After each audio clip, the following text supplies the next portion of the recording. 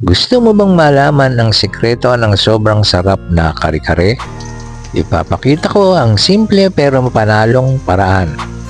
Malapot, creamy, at super rich na kare-kare, panghandaan ng dating. Siguradong mapapa-extra rice ka. Kaunting trivia.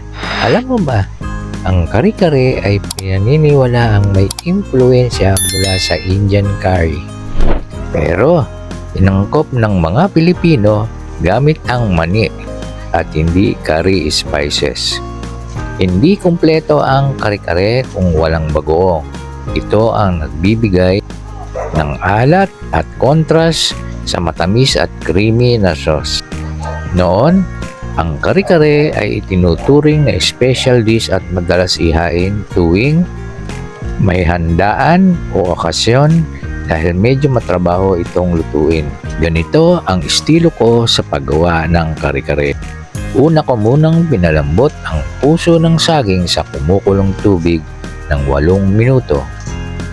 Hinango ko ng malambot na siya at inilagay ko sa malamig na tubig sa planggana. Ang kahalagahan nito ay upang huwag ma-overcook ang puso ng saging.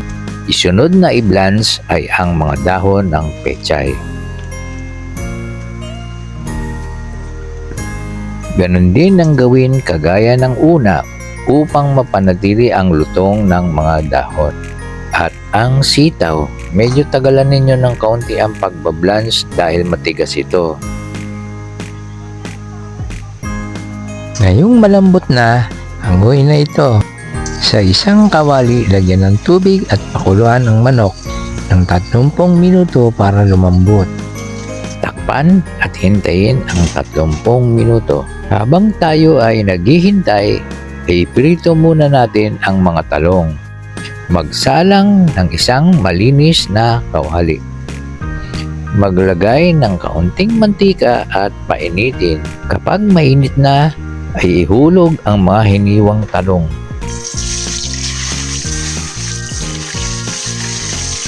Baligtarin upang magpantay ang luto.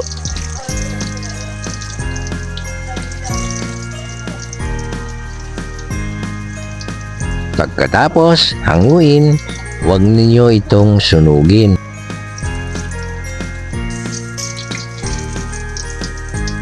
Isunod naman ang pangalawang batch.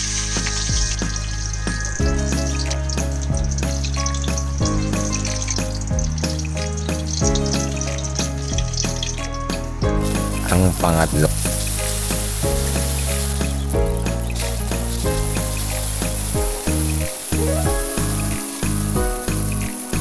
Balikan natin ang ating nilulutong manok.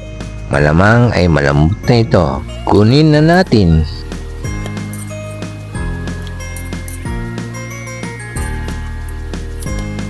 Linisin natin ang kawali, tapos ibalik sa kalan.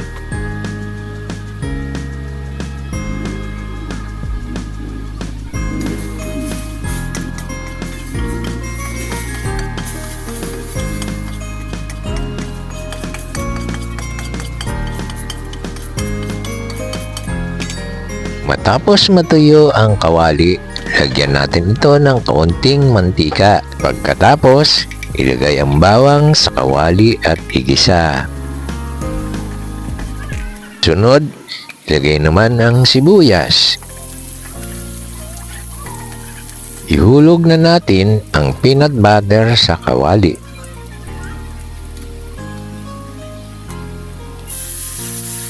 Ilagay ang tinimplang kare-kare mix.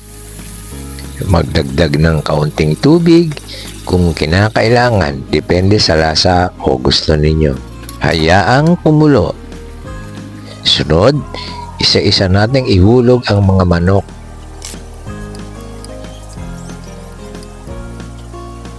Ilagay na sa tray ang kare-kare para ihain. Isa-isa nating ilagay ang mga gulay, pechay, puso ng saging, sitaw, piniritong talong, kasama ang manok.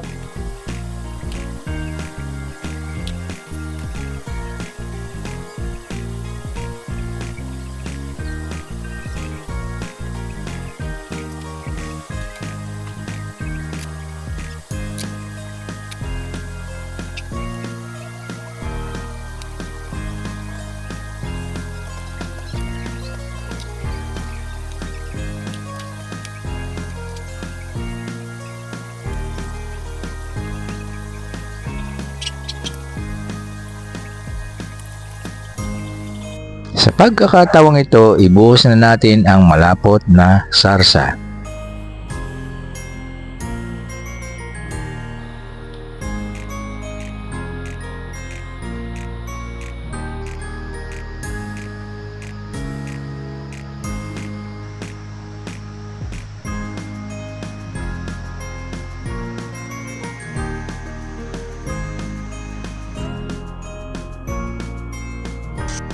At syempre, huwag kalimutan na magluto ng bagoong alamang. Lagyan ng kaunting mantika ang kawali at hayaang uminit. Igisa muna ang pinong bawang at sibuyas hanggang sa bumuno at maging translucent.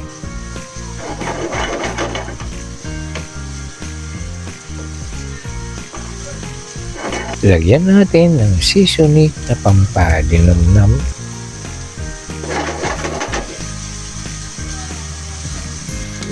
Igisa muna ang bagoong alamang na bahagyang hinugasan ng tubig gamit ang strainer. Lagyan natin ng isang kutsarang asukal para makuha yung perfect balance ng alat at tamis. Habang ginigisa natin ang bagoong, mapapansin mo na kusang lumalabas ang magandang kulay nito dahil yan sa mantika, bawang at tamang luto. Budburan natin ng kaunting paminta para mas lalong sumarap.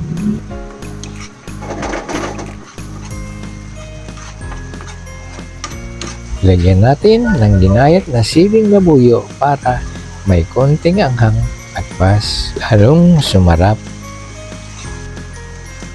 Budburan natin ng kaunting seasoning, pampalasa para mas lumabas ang sarap.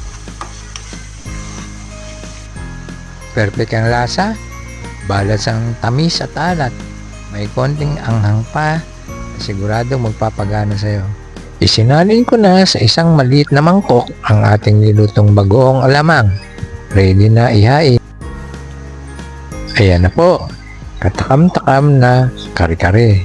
Huwag kalimutang mag-subscribe, i-like at i-share ito sa mga kaibigan ninyo. Salamat po sa panonood. At hanggang sa susunod na recipe.